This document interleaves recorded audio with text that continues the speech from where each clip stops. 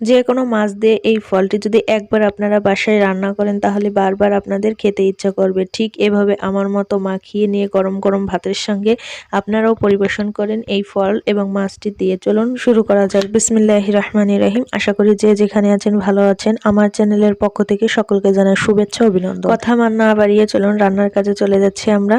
এখানে দেখতে পাচ্ছেন একটা কড়াই বসিয়ে দিয়েছি, কিছুটা তেল দিয়েছি 5 থেকে 6টার মতো পেঁয়াজ কুচি করে দিয়েছি। আমি এখানে গোল করে পেঁয়াজটা কুচি করে নিয়েছি। ভিডিওটা ভালো লাগলে অবশ্যই ফ্যামিলি এন্ড ফ্রেন্ডদের সঙ্গে শেয়ার করবেন, এতে আমার কাজ করার আগ্রহতা বাড়বে। এখন এখানে আমি 2 চা চামচ করে মশলা দিয়ে দিচ্ছি। প্রথমে দিয়েছি জিরা পেস্ট, তারপর দিয়ে দিচ্ছি আদা এবং রসুন পেস্ট। এখানে আমি শুকনো মরিচের যে বাটা মশলাটা আছে পেস্ট সেটা ব্যবহার করছি 2 চা চামচ পরিমাণ। এগুলোকে নিয়ে ভালো করে আমি এখন তেলের সঙ্গে মিশিয়ে নিচ্ছি। মশলাটি কিন্তু অবশ্যই ভালোভাবে কষিয়ে নিতে হবে যাতে মশলার কাঁচা গন্ধ দূর হয়ে যায়। হাফ চা চামচ করে দিয়ে দিচ্ছি হলুদ গুঁড়া এবং কিছুটা লবণ স্বাদ মতো। মশলা দেওয়ার পর কিন্তু অবশ্যই আপনারা লবণ ব্যবহার করবেন, না হলে কিন্তু মশলাটা লবণাক্ত হবে না। কিছুটা পানি দিয়ে আমি এখানে মশলাটিকে সেদ্ধ করে ভালো করে কষিয়ে নিচ্ছি। মশলার কাঁচা ভাব দূর হওয়ার জন্য আমি এখানে পানিটি ব্যবহার করেছি। কিছুক্ষণ ঢেকে তারপর ঢাকনাটি সরিয়ে আবার কষিয়ে নিচ্ছি ভালো করে মশলাটি। এখানে দিয়ে দিচ্ছি মাছটিকে আমি ভালো করে পরিষ্কার করে কেটে ধুয়ে লবণ এবং হলুদ মাখিয়ে রেখেছিলাম। আপনারা চাইলে লাল মরিচের গুঁড়াও মাছে মাখিয়ে রাখতে পারেন। দেখুন মাছটিকে এখন আমি মশলার সঙ্গে ভালো করে কষিয়ে নিয়েছি। আর যে বলে আমি মাছটি লবণ এবং হলুদ মাখিয়ে রেখেছিলাম সেটা ধুয়ে একটুখানি পানি দিয়ে দিলাম।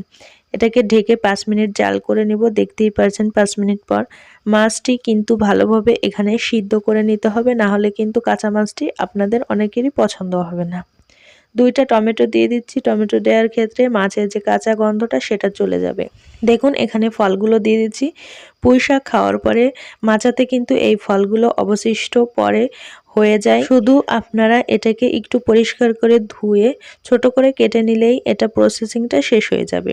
এই ফলটি দিয়ে ভালো করে কষিয়ে নিতে হবে।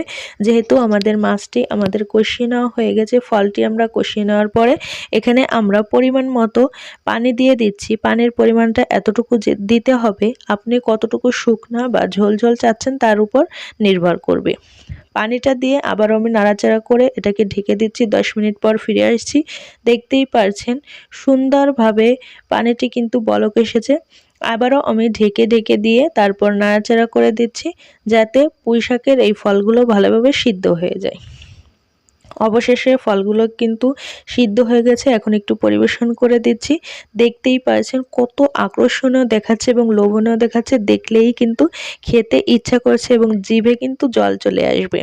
দেখতেই পাচ্ছেন কতটা সুন্দরভাবে এই রেসিপিটি আপনাদের সঙ্গে শেয়ার করলাম। আপনারা বাসায় একবার হলেও ট্রাই করবেন। যারা এখনো চ্যানেলটিকে সাবস্ক্রাইব করেনি, ভিডিওটা ভালো লাগলে চ্যানেলটি সাবস্ক্রাইব করে দিয়ে পাশে থাকা বেল বাটনটি প্রেস করে রাখবেন যাতে নতুন কোনো ভিডিওর নোটিফিকেশন পৌঁছে যায় আপনার কাছে সবার আগে।